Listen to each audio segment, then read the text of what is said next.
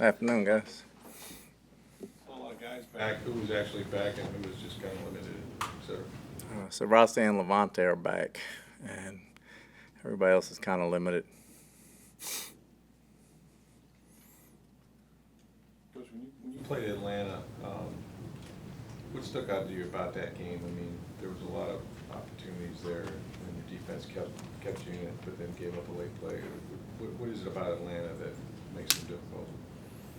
Well, it's a division rival, so I think all three are difficult. But Arthur does a great job playing ball control, yet getting explosive plays. I think their defense is playing very well. They're playing like top 5 defense in the league right now, and defensively, we gave up 2 minutes at the end, and offensively, I thought they stalled us pretty good. What have you seen out of Desmond Ritter now that he's had a little bit more time? Well, he's got control of the offense. He knows where to go with the ball. He's always dangerous with his feet. I think he's very underrated, but he's a very accurate passer. Are there two better safeties in the NFL right now than Antoine Winfield Jr. and Jesse Bates? I haven't seen Jesse too much. I know him from his past. He's always been a great safety, and the way Wynn's playing right now, I hadn't seen many better. I haven't watched every team and every game, but I'll take him up against everybody. That play to close out the game for you guys from Antoine Winfield, just how big was that for him to make that when you needed to make it? That was huge because it closed out the game, like you said. I just stated we hadn't closed it out before in 2 minutes, so to come back and close that out was big for us. Pretty much every game you want to stop the run first, but is this more emphasis on it this week, given that Atlanta really they lean on that heavily? Well, you try too much in the run game, they're going to burn you in the pass game. They got a lot of weapons on the outside, so we got to play balanced football and we got to play honest football. Everybody's got to do their part. Do you view this as a playoff game? Every game we play from here on out is a playoff game. That last game against the Falcons, Bijan Robinson wasn't a factor. He hardly played. So how much do you have to account for him this time around? We can stop him full time if he doesn't play. But other than that, he's been playing quite a bit. He's at full tilt. Looks like he's at Texas. He's running the ball well. He's catching the ball well. He's a route runner. He can do a lot of things. Talk about the consequences, Todd, of this matchup. I mean, most coaches like to say every game counts the same in the standings, but this is, the impact of this game. You could be tied for the division lead, or you could be 2 games behind the Falcons and haven't been swept by the Falcons.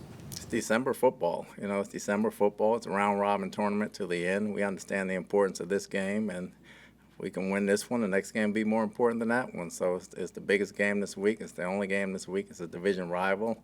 They're 1 game ahead of us. We know we got to try to catch up. They know they got to keep a lead. It seems like this is the time of year too when defense is really kind of clamped down. Just what have you seen from some of your young guys up front, Kalijah Cansey, Yaya Diaby? They seem to be contributing a lot for you. Just understanding the defense and playing faster. The small mistakes they made early in the year, they're not making anymore, and that goes with all the guys over there on both sides of the ball. So it's December football. You got to make plays, you got to understand your assignments, and you got to win. You guys have 7 players with 3 or more sacks. It's the most in the NFL. Do you think part of the strength of this defense is just that the pressure can come from so many different areas and so many people? That, and they help each other out a lot. Some of them sacrifice for the other ones. All of them are unselfish, so it frees up different people.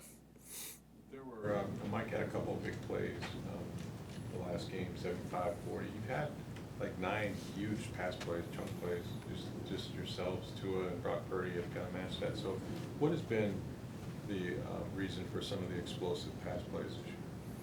Just Baker seeing it, Baker seeing it, and Mike running the route routinely and understanding something they're doing, and Dave making the right play call. We just need more of them or more sustained drives to go along with those big plays. What's been the biggest difference, Todd, in the run game the last couple of weeks? It's been a lot more effective.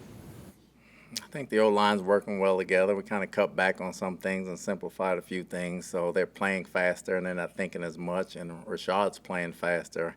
He's understanding where the run fits are before he even gets to the hole, so he doesn't have to hesitate, so he's playing a lot faster. Is he doing a good job on run blocking? He's doing a very good job on run blocking. We got better when he got in there. When did the light kind of come on, you think, for Rashad in terms of kind of vision and kind of seeing it?